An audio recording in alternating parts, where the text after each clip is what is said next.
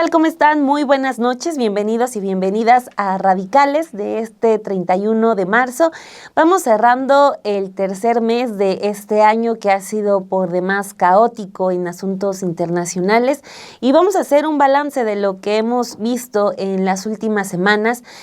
Un Estados Unidos que se vende como vencedor, pero que a lo interno arrastra una crisis de popularidad del régimen de Donald Trump y un enojo cada vez más intenso por parte de una población que eso de hacer grande América otra vez más bien se convirtió en un hacer muy caro a América de una vez. Eso es lo que hemos estado viendo en los últimos días, que junto con su aliado Israel pues iniciaron este conflicto en Irán y pues a diferencia de otros temas que tuvieron por ejemplo con Venezuela, con Cuba, incluso del problema del genocidio en Palestina, pues ahora se encontraron con un enemigo que sí les quiere responder y con un enemigo que no está dispuesto a ceder, ¿no? Que es Irán.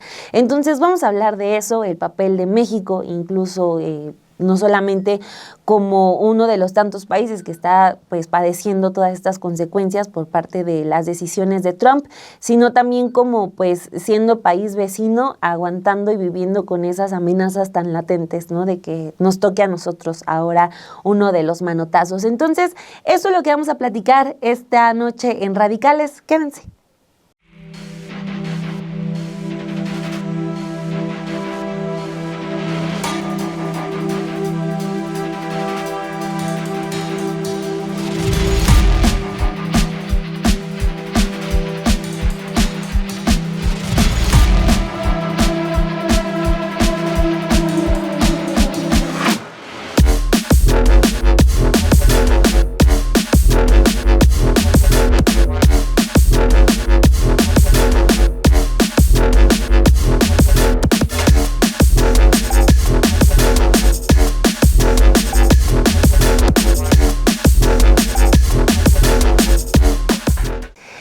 De regreso en la mesa de Radicales. En esta ocasión lo vamos a acompañar Héctor Alejandro Quintanar, también está con nosotros Meme Yamel, Álvaro Delgado está de vacaciones, así que por eso no va a poder acompañarnos. Y bueno, aquí junto con su servidora, pues vamos a entrar en materia si les parece. ¿Qué hacer ya con Estados Unidos y con estas acciones que ya lo empezamos a platicar antes de empezar a grabar? Decisiones que nos llevan a hablar de los salvajes que son, si podría definirlo, por esto de cómo aprueban la pena de muerte en Israel contra terroristas que únicamente pueden ser palestinos, pero además que a mí lo que me sorprendió es como la medida, ¿no? De por sí la pena de muerte es como algo, desde mi perspectiva, muy retrógrada. En Estados Unidos lo hacen con inyección. Acá lo que aprueban en Israel es eléctrica. Es espantoso. Lo que aprueban en Israel es por ahorcamiento. O sea, la imagen por sí sola, lo que se nos vino a la cabeza es increíble, ¿no? O sea, no doy crédito, pero pues este es el mundo que tenemos, ¿no? Adelante, Héctor. Bueno, muy buenas noches a nuestra audiencia. Saludos, colegas. Es siempre un gusto estar con Meme, con Dani. Le mandamos un saludo a Álvaro, que está en muy merecidas vacaciones. Y bueno, ¿qué tema para empezar? Yo tenía ya un esbozo mental sobre la situación de Trump y Estados Unidos y México y el petróleo que se planea enviar a Cuba, pero Dani ya me pone una... Sí, Dani ya empezó bravo. O sea, Dani dijo, aquí no nos vamos a andar con rodeos. Esto quiero primero. No, tenemos una hora, amigos, entonces no sé vamos a hablar de todo. No, y creo que es muy importante, sí, porque no podemos dejar de observar esto como partes conexas de un escenario mayor. Lo que está ocurriendo en el Parlamento de Israel, donde con una mayoría de 67 votos contra 43 o algo así en contra, hubo cierta oposición en el Congreso, en la Knesset israelí, ¿no? Eso es lo que quiero decir. No recuerdo exactamente. O sea, no fue unánime la situación. No fue unánime. En una sociedad como en un parlamento como el israelí, en un momento donde incluso los sectores que se consideraban más mensurados y de centro están tomando partido por el proyecto genocida de Netanyahu, me parece muy importante observar que no hubo esa unanimidad. Y creo que debemos observar esto, esta propuesta que proviene del partido de Netanyahu y que proviene de este personaje siniestro, Itamar Ben-Gvir, ministro de Seguridad en Israel, es un atentado no solamente un atentado más contra el pueblo palestino, es un atentado contra el propio pueblo judío. No es algo que se diga de manera gratuita. Estamos en un momento donde Israel ha hecho todo para demostrar que lo ocurrido el 7 de octubre de 2023, un hecho condenable, sin duda alguna, pero parece que ya ha quedado muy claro que eso fue un pretexto para una asonada colonialista que de todos modos ya tenía no solo planeada, sino que desde 1948 se ha ejecutado en esa región. Porque cada vez que ha podido, Israel ha transgredido las fronteras, se ha ido haciendo de cada vez más territorio. Las fronteras de 1967 no están respetadas. De hecho, los fanáticos de Hamás tenían mayor respeto por ese acuerdo, al cual se subsumieron desde hace varios años. Ellos sí tuvieron ese respeto por ese acuerdo fronterizo de 1967 y el gobierno de fanáticos extremistas que hoy gobierna Israel no lo ha respetado. Entonces, es una farsa esto de que es la única democracia en Medio Oriente, es una teocracia, es un enclave colonial el Estado de Israel en este momento, y quien lo gobierna, si bien desde luego es una secta de fanáticos que no hay que tener empacho en decir que son el nazismo del siglo XXI, son ellos también nada más un síntoma. La enfermedad está en otro lado. Es decir, no son ellos la enfermedad, son un reflejo de un proyecto colonialista que los trasciende y que está mostrando ya nada más sus rasgos más cínicos en este momento. La pena de muerte en sí misma es algo condenable. Sí. No limita, no reduce los números de crímenes, y lo que debemos nosotros observar es que está dirigida a prisioneros palestinos. Si hubiere prisioneros de origen israelí que hicieran un crimen parecido, están eximidos de esta ley. Uh-huh. Es de facto, exactamente, es de facto reconocer un apartheid que se ha manifestado también en otras circunstancias. Aunque hagan estas simulaciones de que como hay 2 o 3 legisladores de origen árabe en la Knesset o en el ejército de Israel hay oficiales de origen árabe, qué sé yo, entonces ya es un Estado democrático. No es cierto. No es cierto.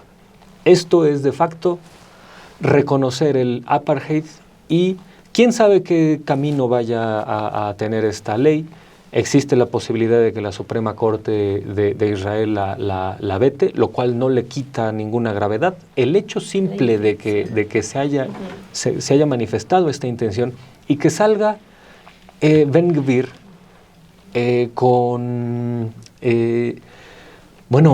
una soga, con un pin de soga en la solapa, como para hacer manifiesto que lo que les interesa ni siquiera es combatir el supuesto terrorismo, sino infligir dolor a un grupo que es distinto al de ellos. Uh-huh. Me parece eso que es equivalente a llevar la calavera de las SS de los nazis.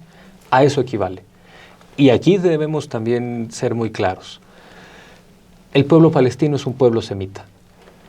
Esto es un hecho absolutamente inadmisible en sí mismo, que se agrava porque muchos de estos psicópatas, estos nazis del siglo XXI que son los sionistas religiosos que gobiernan Israel, se han querido refugiar en si los criticamos somos antisemitas.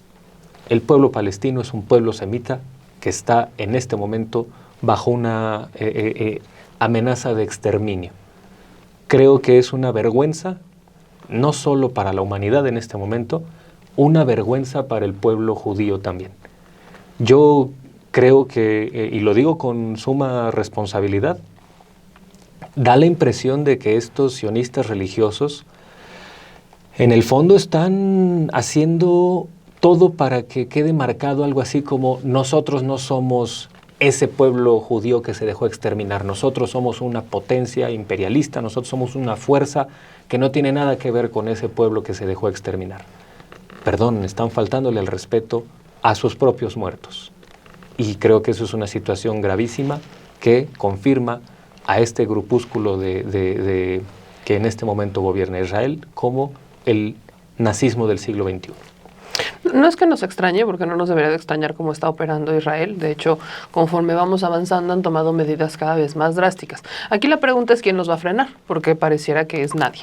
Si volteamos a ver a la única organización global que debería de frenarlo, se llama la Organización de las Naciones Unidas.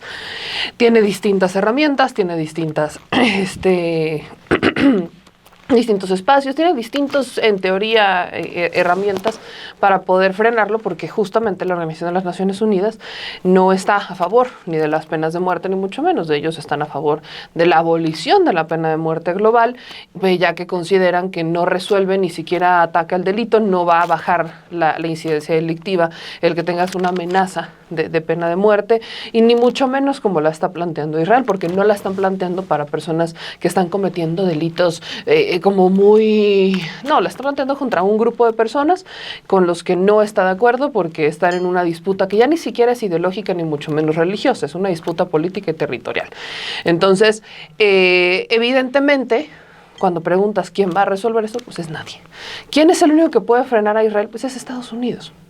¿Y Estados Unidos lo va a frenar? No. Porque lo que más le conviene a Estados Unidos es mantener una alianza con el propio Israel. Luego la pregunta está un poco entre quién controla a quién, si Estados Unidos controla a Israel o si Israel controla a Estados Unidos.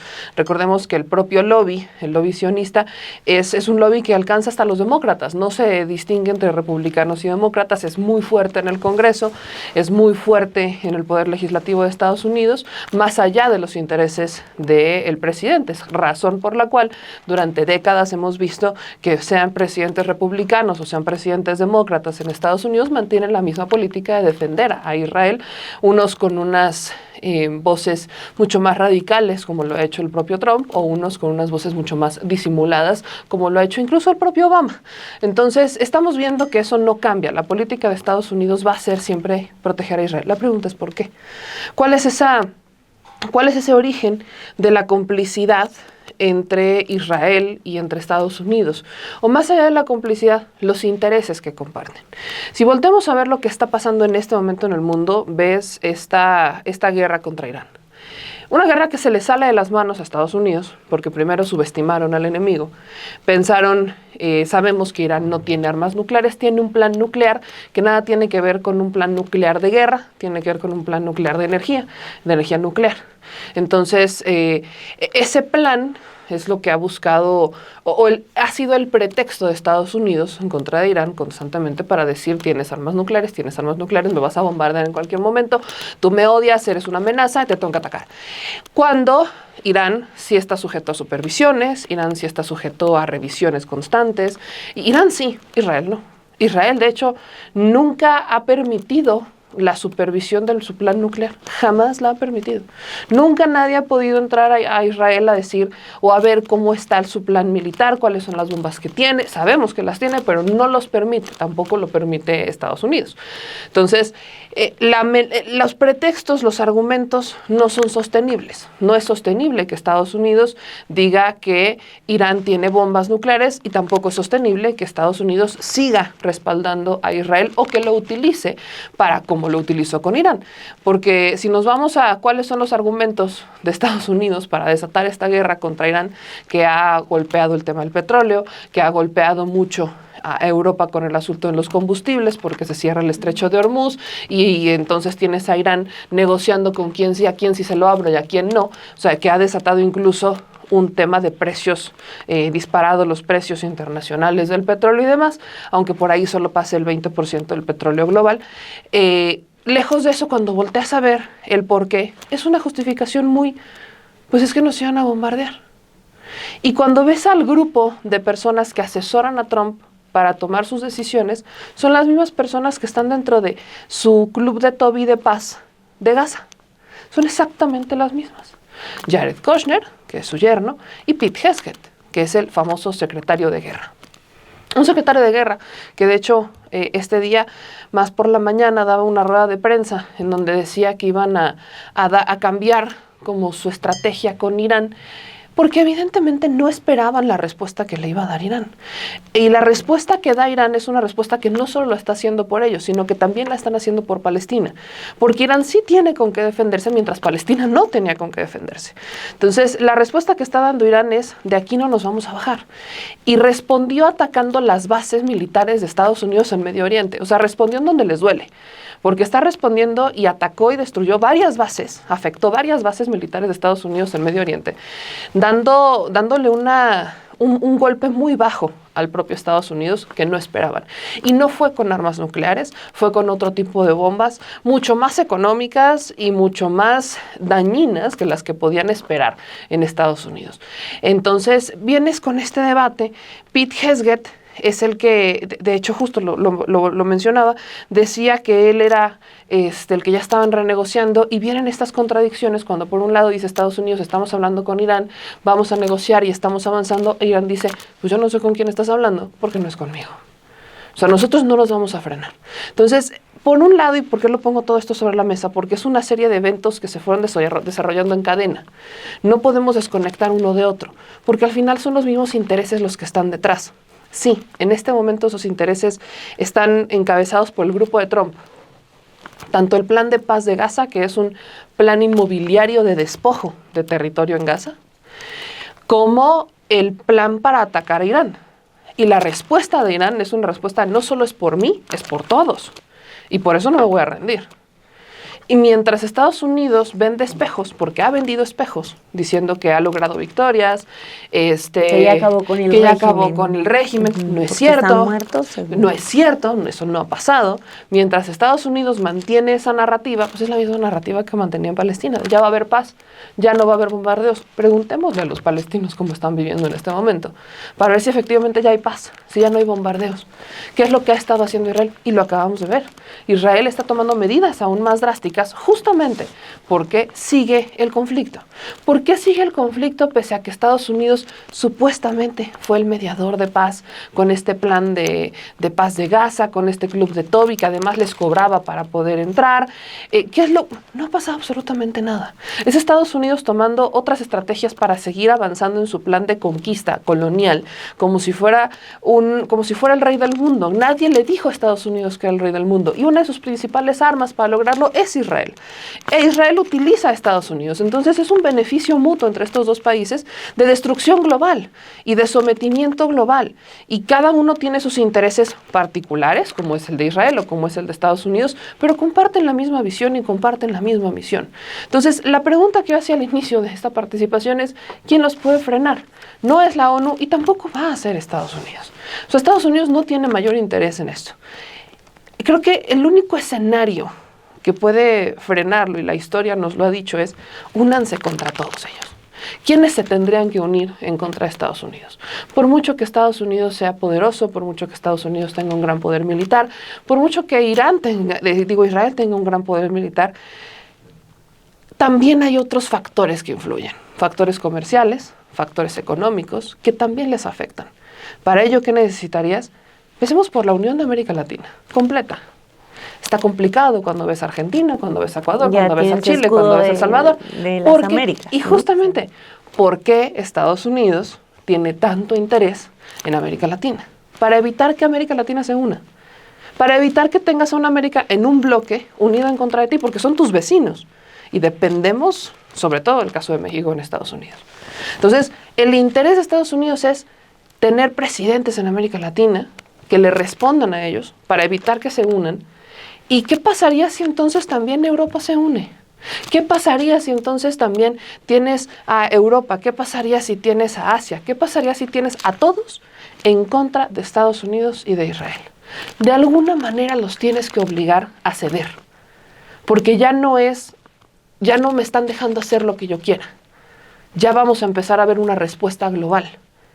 Y ahí está el interés de Estados Unidos por meterse en elecciones en América Latina. Ahí está el interés de Estados Unidos por meterse y por incidir en las políticas públicas. El asunto de Venezuela.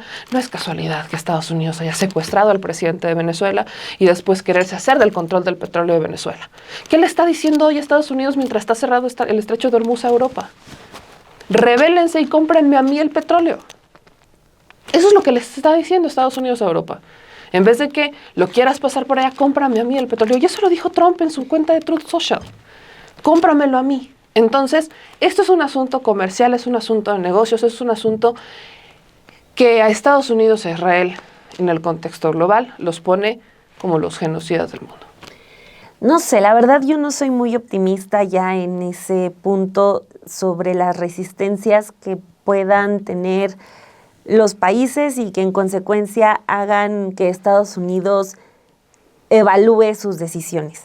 Siento que ahorita ha quedado rebasada ya la inconformidad de tanto del pueblo de Estados Unidos como la de otros países, y como ejemplo, o sea, ha quedado rebasada cualquier organismo que pueda ponerle un alto a Trump. Ya ni hablar de la ONU, o sea, están como de adorno, sino, por ejemplo, de cuando se empezó a manejar mucho el tema del posible bombardeo a Venezuela. Muchos congresistas empezaron a decir, no, es que no puede pasar porque no nos han pedido permiso. Bueno, ocurre este ataque a Venezuela, el secuestro de Nicolás Maduro, y ya nunca nadie se quejó porque Trump se saltó el permiso que tenía que solicitarle a su Congreso. Entonces, si dentro de su país está cambiando las guerras, él y su equipo a su antojo, la verdad, yo sí no me muestro optimista de que las marchas, por ejemplo, lo del No King's Day que ocurrió este fin de semana, que sí, pues claro que es muy valioso que hayan marchado en Italia, también en Francia, pues no creo que tampoco le quiten el sueño, que digan, no, sí está fuerte el enojo, entonces vamos a reconocer que nos equivocamos con Irán y que sí era una guerra idiota. Siento que no es un escenario poco factible, o que pues también vea lo de, no, es que hay que ver qué hacemos con América Latina. Pues lo que están haciendo es ahorcarla, no es estar trabajando bien, por ejemplo, en el caso de México, cuando le escuchamos imitar a la presidenta Claudia Sheinbaum apenas en un evento público, ¿no? O sea, siempre con ser el pasivo-agresivo con la presidenta de México, pero, o sea, tampoco es como que le preocupe cuidar esa relación cuando es capaz de imitarla, hacer, según él, lo que es su voz y decir que es una buena presidenta, pero que es una miedosa, en pocas palabras, ¿no? Porque no quiere atacar a los cárteles por más ayuda que Estados Unidos le ofrezca. Aquí entra otro actor, que son los medios de comunicación, porque todas las decisiones de este primer año de Trump son más que criticables. Mientras nos estamos entrando en la guerra, continúa la persecución de trabajadoras y trabajadores migrantes, los detienen, provocan que uno se suiciden, las condiciones provocan la muerte de algunos. Pero siempre está también el silencio de los medios, ¿no? O sea, el problema del ICE no está en la prensa. Las manifestaciones del No King's Day no están en la prensa. Esta última no ocupó los principales espacios. Me sorprende mucho, por ejemplo, lo que pasó con la renuncia aquí lo había buscado, de Joe Kent, quien era el director del Centro Nacional contra el Terrorismo, el que le renuncia, este trompista de cuerpo entero, que le dice, Irán no representaba una amenaza para nuestro país en lo absoluto, y si usted atacó a Irán fue porque Israel le dijo que lo hiciera. Esa declaración era para derrumbar el gobierno de Trump. no tuvo el efecto. ¿Por qué? Porque no tuvo ruido en redes sociales, pero en los medios de comunicación no estuvo.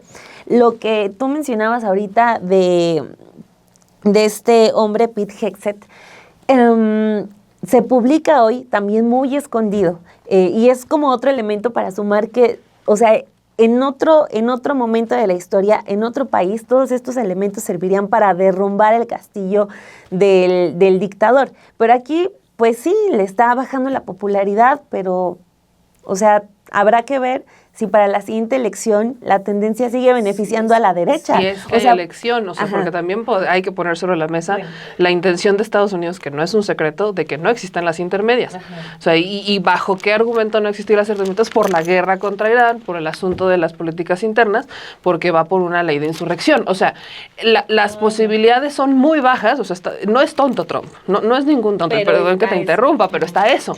O sea, tienes un mapa en donde electoralmente en Estados Unidos estás perdiendo estados demócratas, ¿no? Digo, estás perdiendo estados republicanos, están avanzando los demócratas en estados clave como es Texas, pensemos un estado muy republicano, o Florida, otro estado muy republicano, tienes congresistas o candidatos que van a las intermedias, que están perdiendo poder republicanos y que están subiendo a los demócratas. Ese escenario a Trump no le conviene en ningún momento, porque si llegaran a darse las intermedias y los demócratas ganan las elecciones y ganan el Congreso, entonces sí lo pueden amarrar, pero ya sería bajo los intereses obviamente demócratas, pero podrían amarrarle las manos a Trump, y no solamente amarrarlo, hacerle el famoso impeachment. Entonces, ese escenario lo tiene muy claro el presidente de Estados Unidos.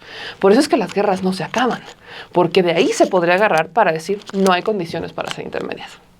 Ese es el otro escenario. No queremos que pase eso. Ese es un escenario real que varios estamos poniendo sobre la mesa, incluso internacionalmente, que es muy posible. Sí, o sea, ya con él nos podemos esperar todo. ¿No? Hasta esas opciones que uno ve minúsculas pueden ocurrir. Ya en este mundo todo puede ocurrir. Pero iba a comentar lo de Pete Hegseth, porque se está dando a conocer que semanas antes de que se diera el ataque de Estados Unidos e Israel contra Irán, este tipo, quien es el secretario de guerra de Trump, intentó comprar un paquete de acciones en empresas de armamento, ¿no? Semanas antes de que empezaran con la guerra, ¿no? Poquito antes. O sea, que nos iba a decir, pues para ellos es un negocio, incluso la muerte es un negocio. Todos estos datos, como decía, llevarían a un país a no manifestarse cada medio año, como está ocurriendo en Estados Unidos, sino de exigir de distintas maneras un alto. Yo otra vez regreso al punto inicial. No tengo esperanza mucho y es muy desafortunado lo que digo, hasta me siento decepcionada de mí misma, de que la presión social tenga un impacto verdadero, porque este Trump no es un Trump que se nos apareció en enero del 2025. Este Trump es el que gobernó en 2 administraciones atrás, ¿no? O sea, es el mismo Trump que hizo campaña también contra México, contra cualquier país que Estados Unidos quiera tener como enemigo. Entonces, pues es al final de cuentas lo que eligieron, ¿no? Por eso pues va a ser muy interesante lo del resultado de la elección de este año para el partido de Trump, para saber si realmente Estados Unidos está insatisfecho con lo que tiene. Les están incrementando los precios de todo, está aumentando la gasolina, está aumentando el desempleo.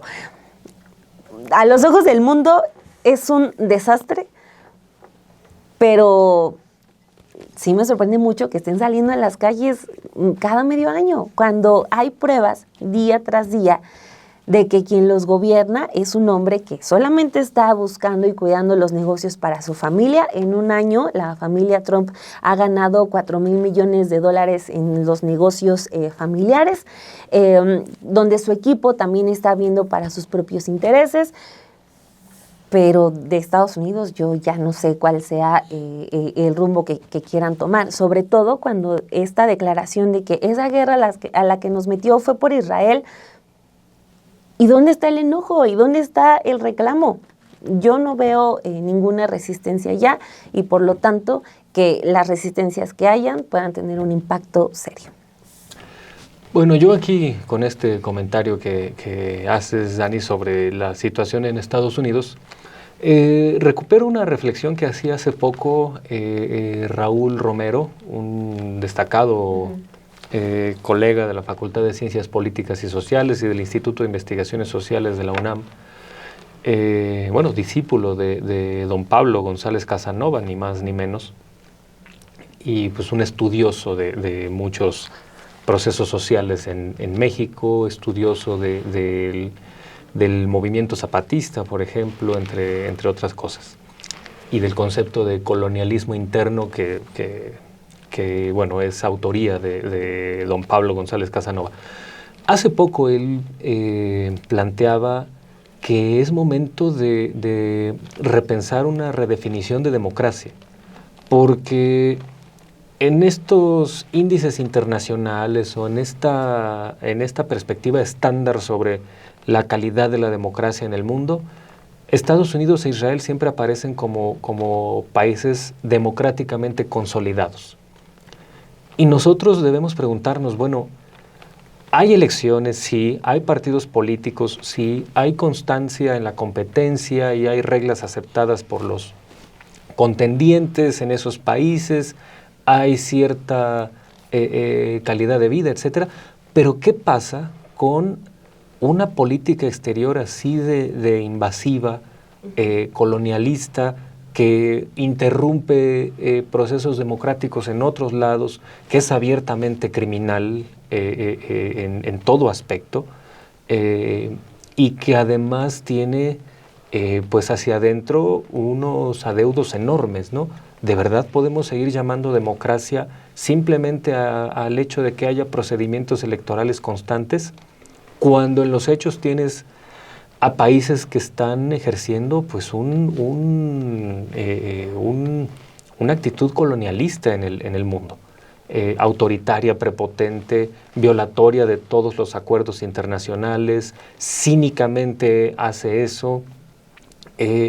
Entonces, ¿de verdad estamos ante democracias?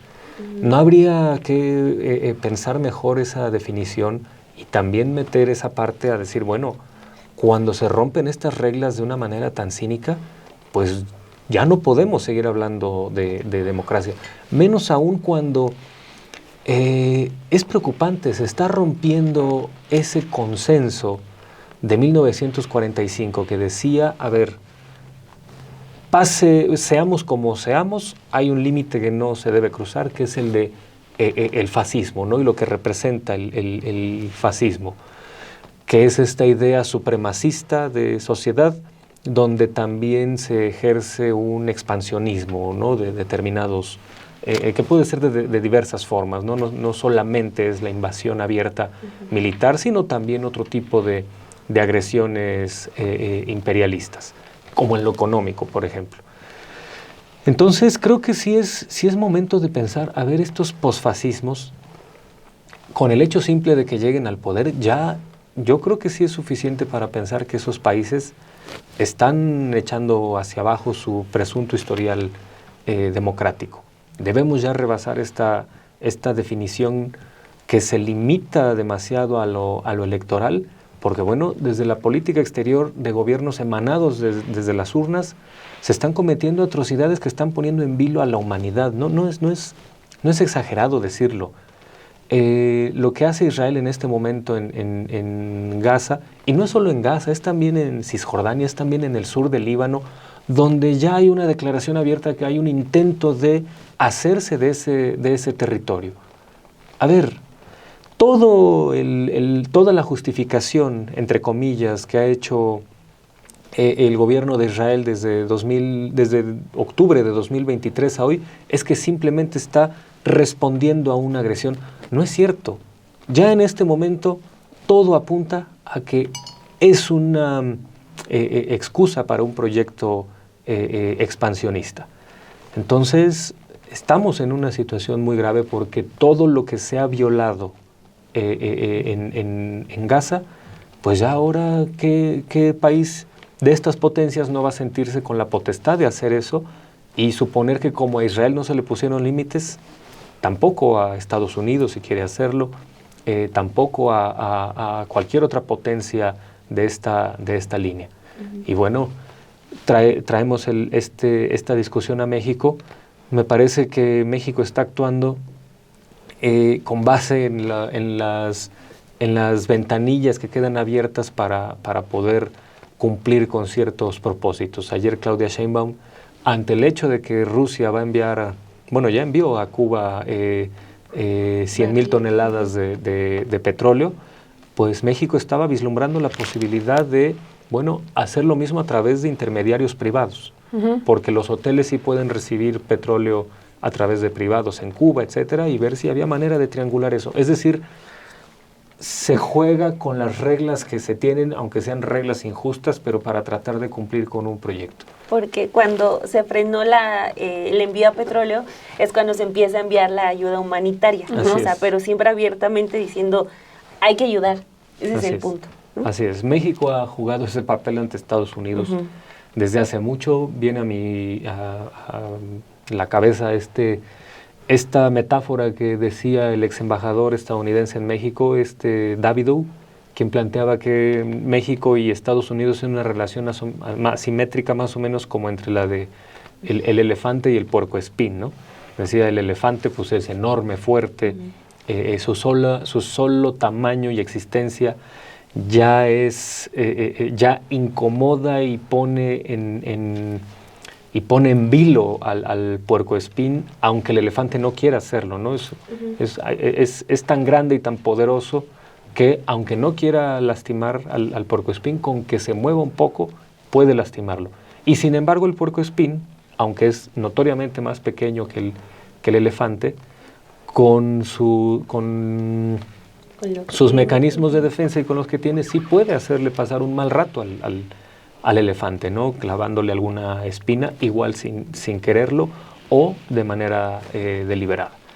Entonces, a lo que alude esta metáfora es que, a pesar de la simetría, pues hay ciertos márgenes de maniobra. México está empleando los suyos para este respecto y pues es muy difícil transitar una política exterior cuando el escenario internacional lo protagoniza un ente como Donald Trump, un criminal en todos los aspectos. Y ya nada más cierro mi comentario con esta parte respecto a cómo en México qué significa o qué efecto podría tener lo que está pasando en Israel. Creo que simplemente va a servir para revelar, para terminar de confirmar una caída de máscaras.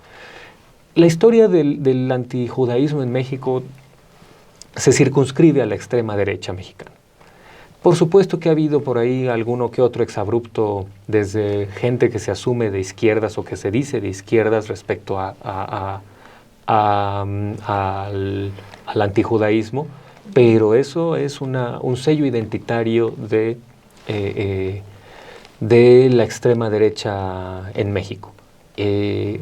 Entonces creo que por supuesto viene del catolicismo más rancio, ¿no? Es una raíz que está ahí, a diferencia de la crítica desde las izquierdas que se hace a Israel, que tiene que ver con otros aspectos económicos, imperialistas, etcétera. Desde la extrema derecha simplemente racismo y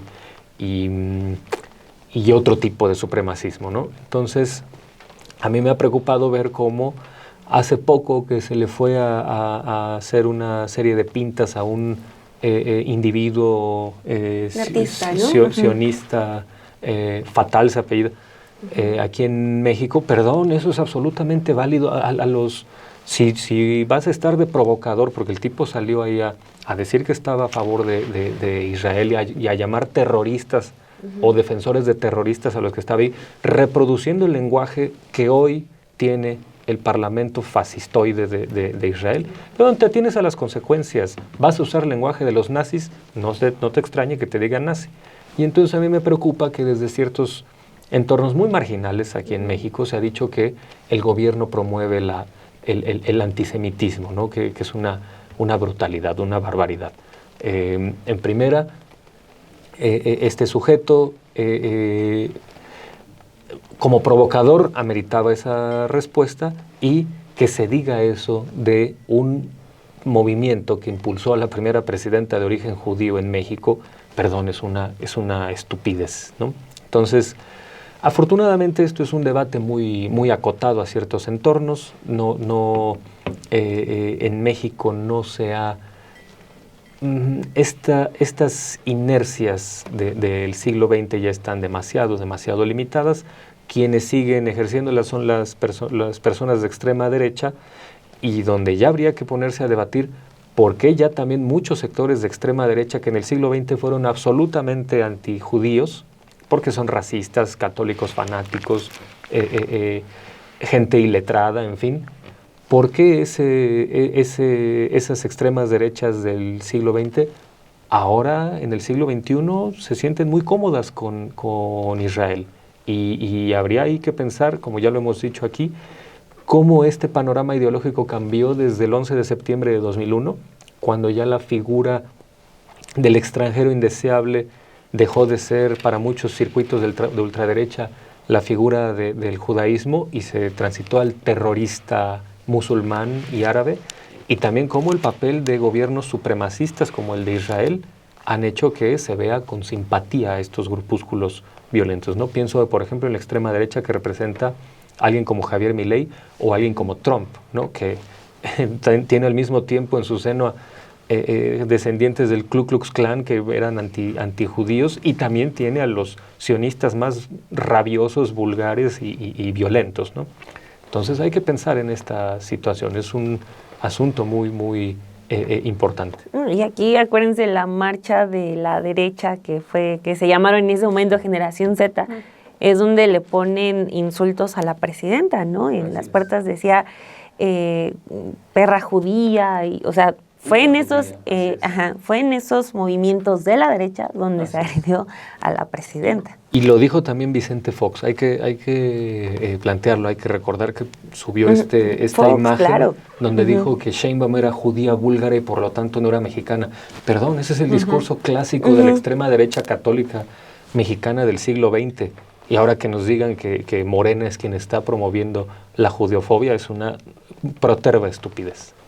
Pero además de que justamente esta parte, ¿no?, de las derechas, hay una derecha en Estados Unidos que es completamente antijudía, o sea, que no los toleran, y es una derecha que también respaldó a Trump en su momento, ¿no? En su momento respaldó a Trump y que también le dio sus votos, y que hoy son las pocas voces, porque sí hay algunas voces que son públicas, que justamente están en contra de la guerra que ha desatado Estados Unidos y de su alianza con Israel. O sea, sí se han dado estas protestas en Estados Unidos, sí se han dado estas manifestaciones, pero también hay otra cosa, la prensa. La prensa no le ha dado toda la cobertura a estas manifestaciones en contra de Trump. ¿Por qué? Porque Trump tiene amenazada a la prensa. O sea, y no solamente la tiene amenazada, la tiene cooptada. O sea, estamos hablando de un presidente que metió sus manos en los medios de comunicación desde que entró en su segundo periodo, que fue mucho más radical que el primero.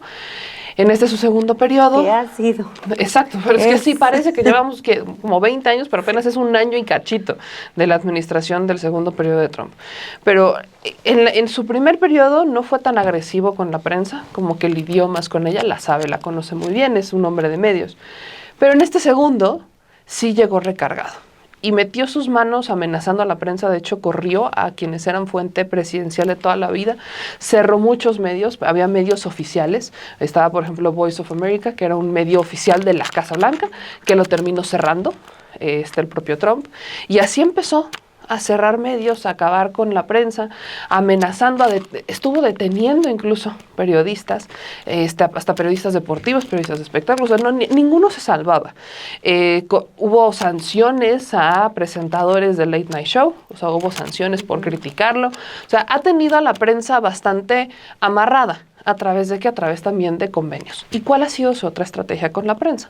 Que también el presidente de Estados Unidos, con sus amigos, ha empezado a permear en todas estas plataformas digitales, pensemos en Amazon, o también, por ejemplo, en Paramount, ¿no? Paramount, que ha estado comprando que sí Warner Brothers, que sí peleándose con Netflix, por quién se lo va a quedar, ha estado permeando también en esa parte a través de sus amigos. Y no hablemos de las redes sociales, ¿no? Tienes a Elon Musk con X, que es una estrategia pues bastante bien planeada, una estrategia de propaganda y de difusión, en donde Elon Musk en Estados Unidos mete la mano en qué es lo que van a difundir, incluso generando noticias falsas que han generado violencia en el mundo, no solamente en Estados Unidos, incluso en Reino Unido.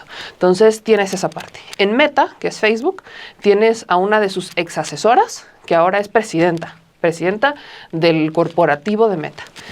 Luego tienes, en el caso de TikTok, otro de sus amigos, él crea el problema en su primer periodo, él es el que intenta cerrar TikTok en su primer periodo, tontamente Biden cae en el juego, Biden continúa con ese intento de censura a TikTok y luego llega Trump y dice, no se preocupen, los quieren censurar, qué feo que sean así, yo me encargo de resolverlo, y terminó siendo un amigo del propio Donald Trump el que compra la parte de TikTok para Estados Unidos para sacar a China, el otro gran enemigo del imperio.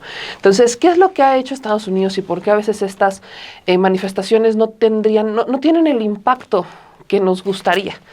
Una parte no solo es la periodicidad de estas manifestaciones, que las más grandes sí son como cada 6 meses, la de No Kings y demás, pero hay otras pequeñas manifestaciones como fue la de Minnesota, como han sido en otras ciudades, como han sido en otros estados, que no se les ha dado esa cobertura. ¿Por qué? Porque Estados Unidos no quiere y porque eventualmente la prensa tuvo que ceder. Entonces, tenemos prensa que está cediendo y allá no hay un fenómeno como de prensa independiente, como que hay uno que otro youtuber, pero los youtubers más fuertes son pro-Trump. O sea, son pro-Trump. Son los youtubers más fuertes los que tienen mayor incidencia, que son hasta activistas, como en su momento fue Charlie Kirk, ¿no? Entonces, tienes ese fenómeno de youtubers, pero es cargado a la defensa del propio Donald Trump, que incluso uno de ellos fue una de estas manifestaciones en Minnesota por los asesinatos del ICE y lo terminaron sacando a golpes. Eso también pasó.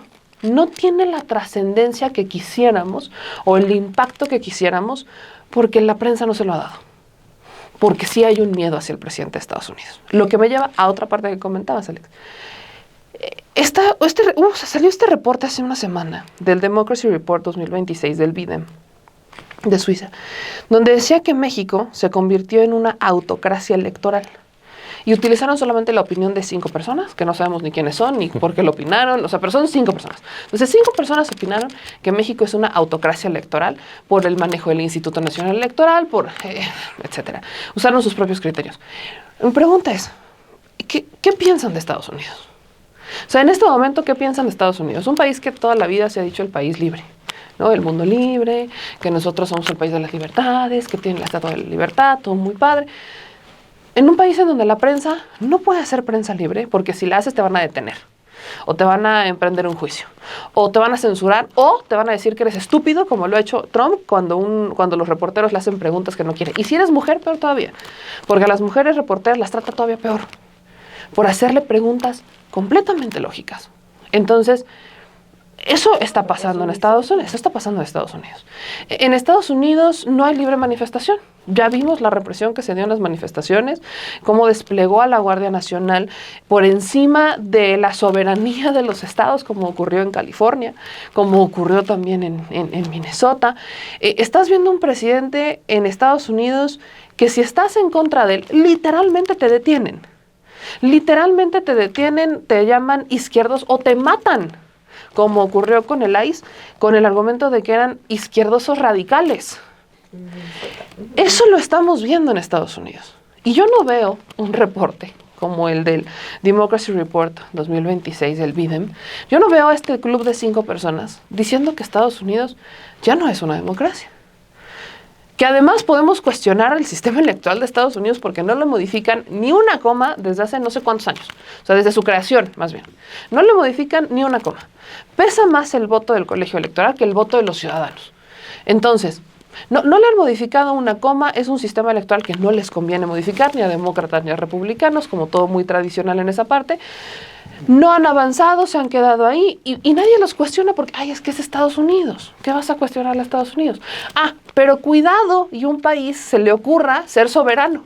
Igual, cuidado, y a un país se le ocurra tomar decisiones propias. Cuidado, y a un país se le ocurra tener control de sus recursos naturales, porque entonces es que son unos dictadores, como lo ha hecho con Cuba, como lo ha hecho con Venezuela, como lo ha hecho con N cantidad de países en Medio Oriente, que además también podemos cuestionar el que se le llame Medio Oriente a Medio Oriente. O sea, estamos hablando de un contexto en donde todos los que decidan de manera soberana, lo que Estados Unidos decide de manera soberana, son dictadores. Son autoritarios, no tienen democracia en sus países, es más, tenemos que ir a rescatarlos, porque pobrecitos, no saben lo que están haciendo y tenemos que ir a rescatar a los ciudadanos. Preguntemos en Afganistán, preguntemos en Irak, preguntemos en Siria, incluso, ¿qué tan salvados se sienten? ¿Qué tan rescatados se sienten últimamente? Después de... Y nadie está diciendo que tuvieran gobiernos perfectos, porque no hay un gobierno perfecto, y vuelvo, el ejemplo de Estados Unidos ahí está. O sea, el país que dice que es perfecto, que es el ejemplo a seguir, que es el papá de los pollitos, que yo voy a salvarlos a todos ustedes porque todos ustedes están mal y no han entendido cómo funciona el mundo, tiene muchísimos problemas. Si nos vamos a los problemas domésticos, hay una tasa para los, aquí en México sobre todo, o el asunto de suministro de medicinas. En Estados Unidos, aquí estamos hablando de un desabasto o de suministro del 6%, entre el 5 y el 6%. Y miren que nos quejamos todos los días de que no hay suministro suficiente de medicinas. En Estados Unidos es del 63%. O sea, en Estados Unidos no hay un suministro de medicinas efectivo para nadie. O sea, es un suministro del 63%. México es del 6%. O sea, si la audiencia se pone a comparar eso, dices, ok, ¿estamos mal? Sí, porque debería de ser del 0. Porque estamos en un sistema, pero estamos en un sistema público, porque es un sistema de salud, Pero Estados Unidos, que es el país que todos tenemos que seguir, tiene un 63% de tasa de no suministrar medicamentos, porque además su sistema de salud ni siquiera es público. O sea, no es público. Y Trump llegó a hacerlo todavía menos accesible, sacando Medicaid, quitándole recursos a Medicaid y Medicare.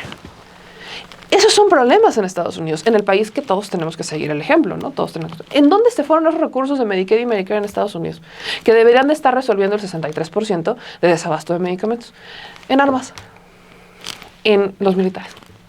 Militares que incluso a Pete Hegseth le están reclamando, le están exigiendo mejores condiciones porque tampoco sabían como que tan grande iba a ser el enfrentamiento con Irán. Y le están exigiendo mejores condiciones. Y Estados Unidos, además, te pide que lleves, o sea, que esa es otra, que mandes a tus hijos a guerras que no le benefician a los estadounidenses. ¿Cuál ha sido el gran beneficio de la guerra contra Irán para los estadounidenses? ¿Que Trump logre que les compren más petróleo? ¿Devaluar más el dólar? Porque pues también lo devaluó China en algún momento y les funcionó muy bien. O sea, ¿qué es lo que han logrado los estadounidenses? Es cierto que no se han dado...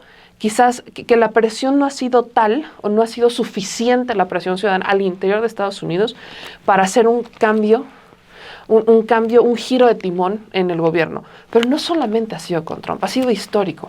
Y mucho tiene que ver la prensa, mucho tiene que ver con este sistema de propaganda, porque el sistema de propaganda más grande que tiene Estados Unidos se llama Hollywood. Estados Unidos solamente es héroe en las películas y en las series. Es el único lugar en el que Estados Unidos es el héroe del mundo y no es casualidad, es una estrategia de propaganda justo para mantener la imagen de que Estados Unidos es un país que salva a todos, que es el bueno de la historia, y la industria es muy poderosa. Muy poderosa. La industria cinematográfica de Estados Unidos es poderosísima. ¿Cuántas películas no hemos visto? ¿Cuántas series no hemos visto de soldados históricos, heroicos, salvando al mundo, de dictadores, de regímenes corruptos? Ajá, y te pintan Estados Unidos, perfecto. Llegas a ver una que otra que te habla sobre conspiraciones al interior de Estados Unidos donde tienes uno que otro corrupto, pero al final la historia siempre termina igual. Estados Unidos es el bueno. Son más los buenos en Estados Unidos que los malos. En los hechos no es así. No hablo por el pueblo de Estados Unidos, hablo en particular por quienes lo han gobernado. Hablemos de las deportaciones. Obama se presentó como el presidente más popular, muy carismático, muy querido por el sistema de propaganda de Estados Unidos. Es entre una estrella de Hollywood y una estrella política. ¿Cuántas deportaciones hizo en su administración? Lo que le dijo Díaz-Canel a La Jornada de cómo se recrudeció el acoso a Cuba con Biden, ¿no? O sea, nunca pasan presidentes, van de demócratas a republicanos, siguen siendo lo mismo. Exactamente, pero unos se venden más populares, como fue el caso de Obama, que Obama es como muy emblemático para Hollywood. Obama y Michelle Obama, el matrimonio estrella, siguen siendo consultados, entrevistados por todos lados. Ahí los tienes, ok. Pero en cuanto a las deportaciones, no fue el mejor amigo de los migrantes, no fue el mejor amigo de la mano de obra de Estados Unidos. Al contrario, fue uno de sus mayores adversarios. Pero no se pinta como tal. ¿Por qué? Porque el sistema de propaganda de Estados Unidos los protegió. Entonces, hoy tienes un presidente, y cierro con esto, en Estados Unidos, que sabe que no tiene al sistema de propaganda a su favor, porque no tiene a Hollywood de su lado, no tiene a la mayoría, salvo 2, 3, muy populares por ahí, y que los tiene. Pero no tiene al sistema de propaganda. ¿Qué ha buscado hacer? A punta de amenaza. Con los medios de comunicación, con las plataformas. No nos vayamos tan lejos. Su amigo Jeff Bezos le hizo una serie a su esposa. O sea, le hicieron una serie a Melania. Una película a Melania que costó millones de dólares. O sea, creo que ha sido de las películas más caras. Y nadie vio. O sea, no fue taquillera, pasó de noche, tú la pones y vete a dormir, no la veas. O sea, está horrible.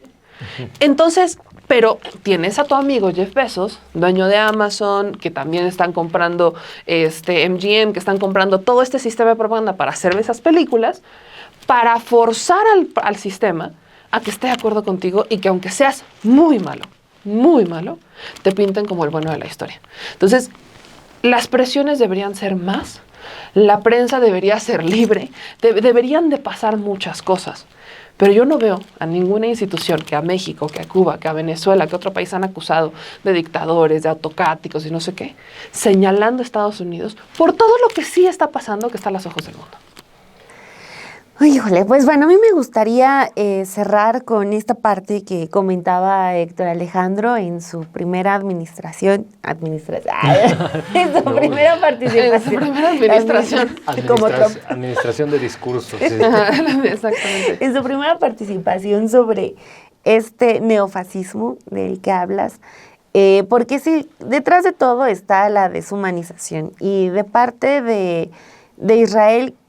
Claro que hay que hacer algunos señalamientos y siempre con mucho respeto, pero recuerdo grandes partes de esta trilogía de Primo Levi sobre el Holocausto, un italiano judío que fue secuestrado en un campo de concentración.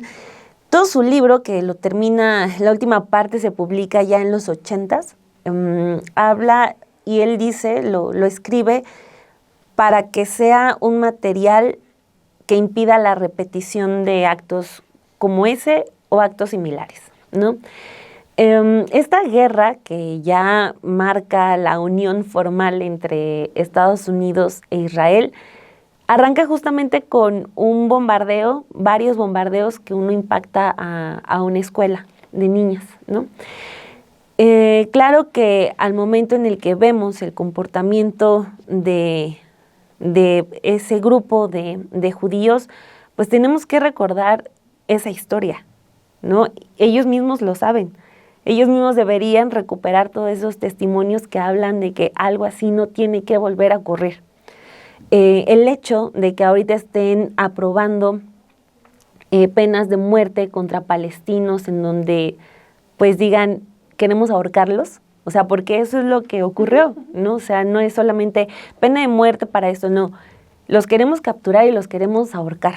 Eso es lo que hay de fondo en esto que se aprueba. Si bien dices, todavía la Corte de Israel puede frenarlo, pero la intención está muy clara, ¿no? Y eso nos lleva a hablar, pues, de lo que en su momento el nazismo hizo con ese pueblo, ¿no? Cuando llegaban los trenes donde los hacinaban para llegar a los campos de concentración, pues separaban a los niños porque los niños y los ancianos iban a las cámaras de gases, ¿no? Hay un pasaje de este libro de Levi en donde ya después de que se da la liberación, encuentran que hay un niño de 3 años que quién sabe cómo logró sobrevivir, ¿no? O sea, no saben ni por qué una mujer embarazada pudo dar a luz, ni por qué ese niño pudo vivir 3 años. Muere al poco tiempo, pero fue un niño que nunca pudo hablar, ¿no? Ahí en los campos de concentración pues convivieron muchísimos lenguajes, entonces nunca aprendió a hablar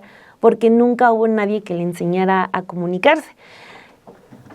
Enseñarle a hablar a un niño es un acto de amor, ¿no? Entonces, al final la reflexión de él es, pues es un niño que no conoció el amor. Imagínense 3 años en los que su realidad fue un campo de concentración, fue el caos, fue el salvajismo. Eso es lo que no puede volver a ocurrir. Y ahorita ya tenemos niños que murieron, ya tenemos niños que se malnutrieron en la primera etapa de su vida, ya tenemos niños huérfanos, ya tenemos niños que solamente conocieron la destrucción en Gaza. Ahora ya en Irán pasó lo mismo, ¿no? O sea, hubo niños que se les arrebató la vida, hay niños que ahorita están siendo desplazados. Y eso es en lo que tenemos que enfocarnos, en no dejar de decirlo porque, como tú ya lo decías, el cerco mediático es una cosa espantosa. Como periodista siempre me lamento de cosas que hace este gremio. Y sí, o sea, a nivel mediático se le ha quedado a deber mucho a la sociedad porque son casos que ahí están y a los que no se les da la importancia verdadera. Yo, insisto, con mucho respeto, pero sí creo que son episodios que frente a la deshumanización, sí hay judíos, hay personas de origen judío que no quieren recordar parte de su historia, quieren el resto sí hacerlo. Y decir que hubo judíos que dedicaron los últimos años de su vida a decir lo que ocurrió en el Holocausto no debe volver a ocurrir, para decir, están cayendo en muchas cuestiones similares, están maltratando, están violentando, están acabando con vidas, porque eso es lo que está haciendo Estados Unidos con su gran aliado Israel. Entonces, pues hay que volver a leer esos pasajes, ¿no? O sea, es importante porque a la vista de los últimos hechos, pues tienen nuevas interpretaciones, ¿no? Es increíble cómo esas historias de lo que vivió un pueblo ahora se pueden repetir cuando ellos son también en parte los verdugos. Así es. Desolador. Pues vaya, un episodio más.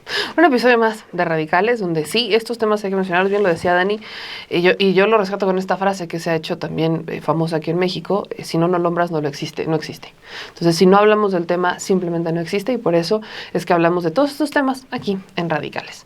Nos vemos en el siguiente episodio, así que no se lo pueden perder, pero dejen sus likes, el famoso me gusta, suscríbanse y compartan estos episodios de Radicales también, sin embargo.